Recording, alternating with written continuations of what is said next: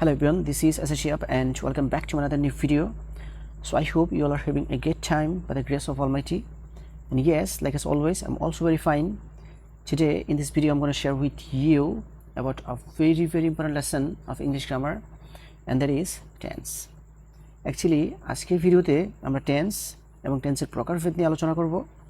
So let's get started on today's topic. Tense শব্দটি এসেছে Latin শব্দ টেম্পাস থেকে. টেম্পাস শব্দের অর্থ হচ্ছে সময়, সুতরাং টেন্স শব্দের বাংলা অর্থ হচ্ছে কাল বা সময়. সঠিকভাবে ইংরেজি শেখার বা জানার বা লেখার প্রধান শর্তই হচ্ছে টেন্স.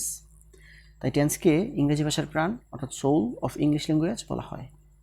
তারপর আমরা শিখব টেন্সের সংজ্ঞা. ভিন্ন ভিন্ন সময় নির্দেশ করতে ভার্বের রূপের যে পরিবর্তন করতে হয় তাকে বলা হয় টেন্স. ভিন্ন ভিন্ন সময় নির্দেশ করতে ভার্বের রূপের যে পরিবর্তন করতে হয় তাকে বলা হয় টেন্স. টেন্স তিন প্রকার. নাম্বার 1 হচ্ছে প্রেজেন্ট টেন্স, নাম্বার 2 হচ্ছে পাস্ট টেন্স, নাম্বার 3 হচ্ছে ফিউচার টেন্স.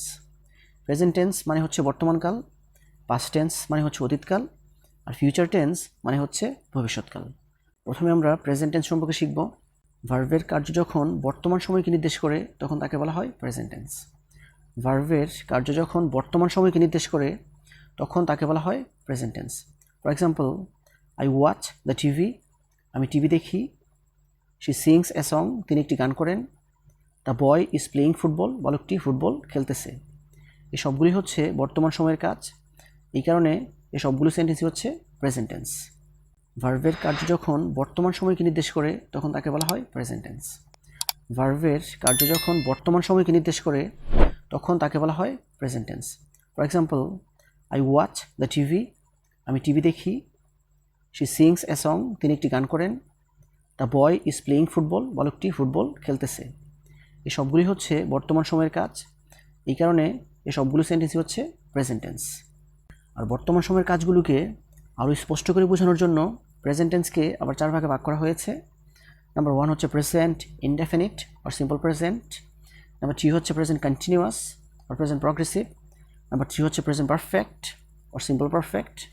নাম্বার 3 হচ্ছে present perfect continuous or present perfect progressive. এখন আমরা পাস্ট টেন্স সম্পর্কে শিখব. ভার্বের কার্য যখন অতীত সময়কে নির্দেশ করে তখন তাকে বলা হয় পাস্ট টেন্স. ভার্বের কার্য যখন অতীত সময়কে নির্দেশ করে তখন তাকে বলা হয় past tense.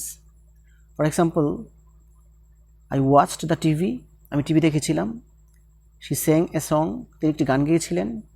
The boy was playing football, বালকটি ফুটবল খেলতেছিল. এই সবগুলি হচ্ছে অতীত সময়ের কাজ, এই কারণে সবগুলো সেন্টেন্সই হচ্ছে পাস্ট টেন্স. তারপর অতীত সময়ের কাজগুলোকে আরও স্পষ্ট করে বোঝানোর জন্য পাস্ট টেন্সকে আবার 4 ভাগে ভাগ করা হয়েছে. নাম্বার 1 হচ্ছে past indefinite or simple past. Number 2 হচ্ছে past continuous or past progressive. Number 3 হচ্ছে past perfect or simple perfect. আর নাম্বার 4 হচ্ছে past perfect continuous or past perfect progressive. তারপর ভার্বের কার্য যখন ভবিষ্যৎ সময়কে নির্দেশ করে তখন তাকে বলা হয় ফিউচার টেন্স. ভার্বের কার্য যখন ভবিষ্যৎ সময়কে নির্দেশ করে তখন তাকে বলা হয় ফিউচার টেন্স. ফর এক্সাম্পল,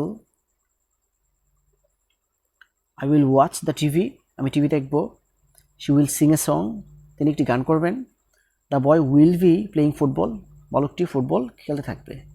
এই সবগুলি হচ্ছে ভবিষ্যৎ সময়ের কাজ, এই কারণে সবগুলো সেন্টেন্সই হচ্ছে ফিউচার টেন্স. তারপর ভবিষ্যৎ সময়ের কাজগুলোকে আরও স্পষ্ট করে বোঝানোর জন্য ফিউচার টেন্সকেও আবার 4 ভাগে ভাগ করা হয়েছে. নাম্বার 1 হচ্ছে future indefinite or simple future. Number 2 হচ্ছে future continuous or future progressive. Number 3 হচ্ছে future perfect or simple perfect. এবং নাম্বার 4 হচ্ছে future perfect continuous or future perfect progressive. So this is actually the structure, the sentences that I wanted to share with you. So viewers, I hope you understand this. If you guys really love this video, don't forget to like, comment, share and subscribe my YouTube channel. And that's all for the time being. See you again. All the best of luck. Goodbye.